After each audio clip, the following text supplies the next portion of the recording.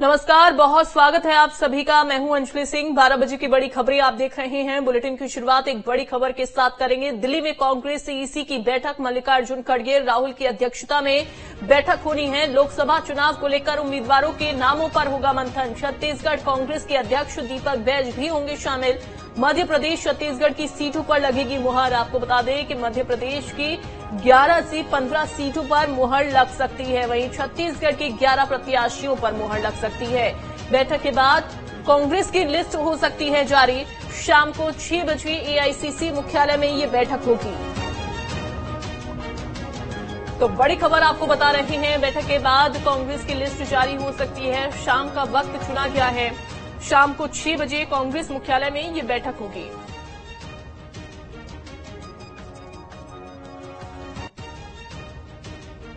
दिल्ली में सीईसी की बैठक में शामिल होंगे दीपक बैज और चरणदास महंत दिल्ली रवाना हुए हैं। लोकसभा प्रत्याशियों के नामों पर होगा चयन।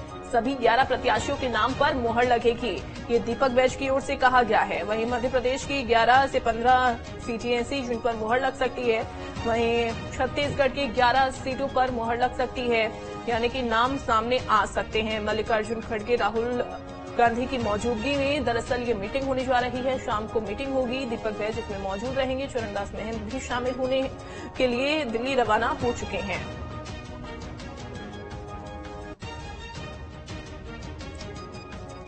आज दिल्ली में सीईसी का बैठक है और इस महत्वपूर्ण बैठक में संभवतः आज पूरे 11 लोकसभा सीट छत्तीसगढ़ के नामों पर मुहर लग जाएगा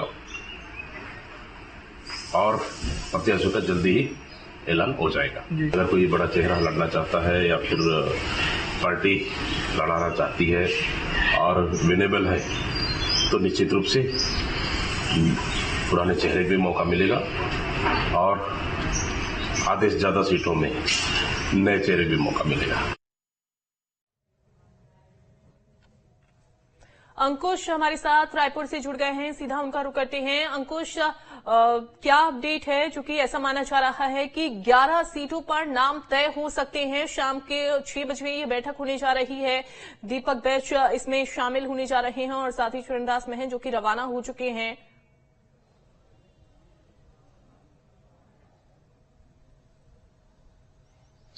जी हाँ, बिल्कुल। और अब सीईसी की बैठक में छत्तीसगढ़ के तमाम आला नेता शामिल होंगे। अगर हम बात करें तो प्रदेश अध्यक्ष दीपक बैज और नेता प्रतिपक्ष डॉक्टर चरणदास महंत, पूर्व मुख्यमंत्री भूपेश बघेल दिल्ली पहुंच चुके हैं और शाम को ये जो 6 बजे जो बैठक होने जा रही है, उस बैठक में महत्वपूर्ण रूप से छत्तीसगढ़ की 11 लोकसभा सीटों पर कौन कौन से प्रत्याशी उतारे जाएंगे, इस पर मंथन होना है। और माना जा रहा है कि बहुत जल्द अब कांग्रेस पार्टी की तरफ से भी लोकसभा उम्मीदवारों की सूची जारी की जा सकती है।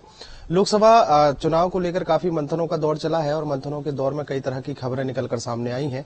आज इसमें कहा जा रहा है कि पूर्व मुख्यमंत्री भूपेश बघेल, पूर्व गृह मंत्री अगर बात करें तो ताम्रध्वज साहू, बाकी अन्य मंत्रियों की अगर बात करें तो जिस तरीके से रविंद्र चौबे का नाम रायपुर से चल रहा है, इसके अलावा अगर हम बात करें तो पूर्व मंत्री अनिला भेड़िया जो वर्तमान में विधायक हैं, उनका नाम भी जो आगे इस में चलता हुआ दिखाई दे रहा है।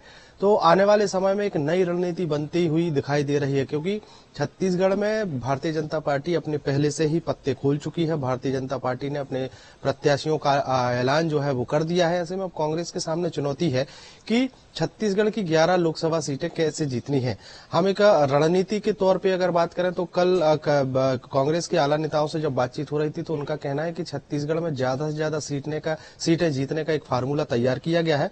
उस फार्मूले के तहत कई सिटिंग एमएलए उनको लोकसभा मैदान में उतारा जा सकता है। कई पूर्व मंत्री हैं जो 2023 का विधानसभा चुनाव हार गए हैं, उन पर भी कहीं न कहीं दांव खेला जा सकता है। तो कई तरह की रणनीति यहां पर कांग्रेस पार्टी की तरफ से बनती हुई दिखाई देगी।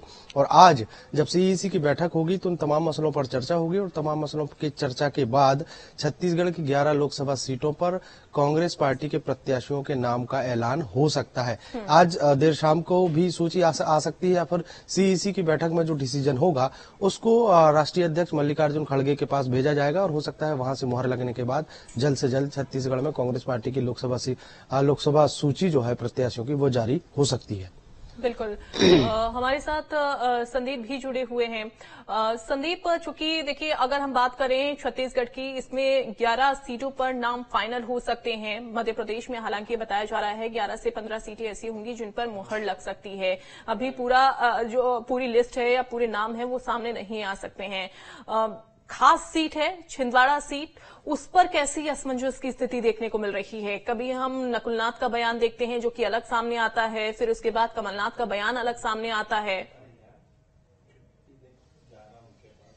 देखिए, कमलनाथ ये साफ कर चुके हैं कि वो चुनाव नहीं लड़ेंगे। छिंदवाड़ा से अगर चुनाव लड़ना है तो नकुलनाथ ही चुनाव लड़ेंगे।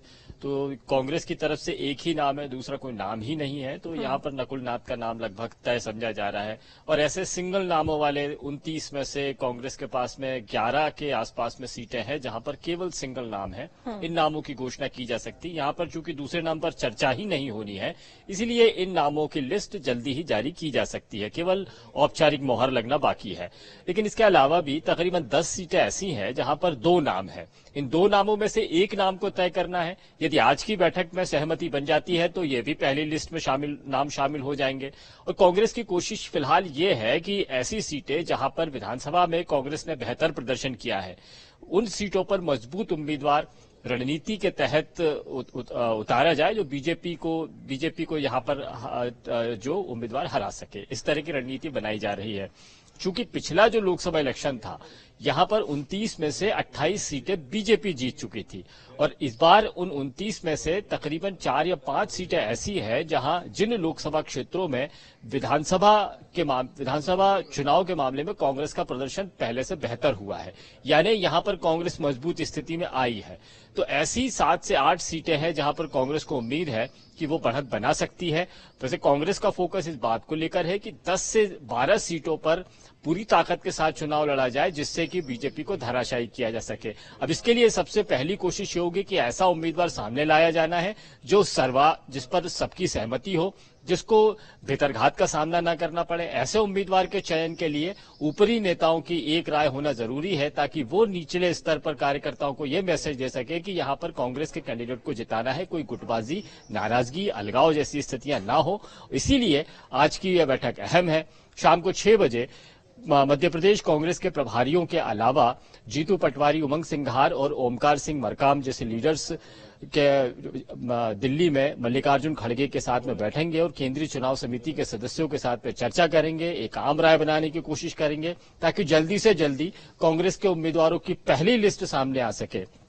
वैसे मनोवैज्ञानिक रूप से बीजेपी ने पहले लिस्ट जारी करके एक फतेह हासिल कर ली है। कांग्रेस को यहां पर मैसेज ये देना है कि उनके उम्मीदवार ज्यादा तगड़े हैं, तो इसीलिए कोशिश होगी कि जल्दी घोषित किया जाए। बिल्कुल, लेकिन ये हर बार देखने को मिलता है। इससे पहले भी विधानसभा चुनाव में हमने देखा था कि बीजेपी लिस्ट पर लिस्ट जारी करी जा रही थी, लेकिन कांग्रेस की ओर से कांग्रेस की तरफ से बहुत लंबे समय तक ये साफ नहीं हो पाया था कि कौन आखिरकार मैदान में उतरने वाला है। और शायद इसी रणनीति के तहत इस बार कांग्रेस लोकसभा चुनाव में भी चल रही है।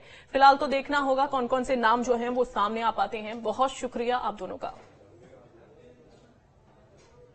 आगे बढ़ेंगे।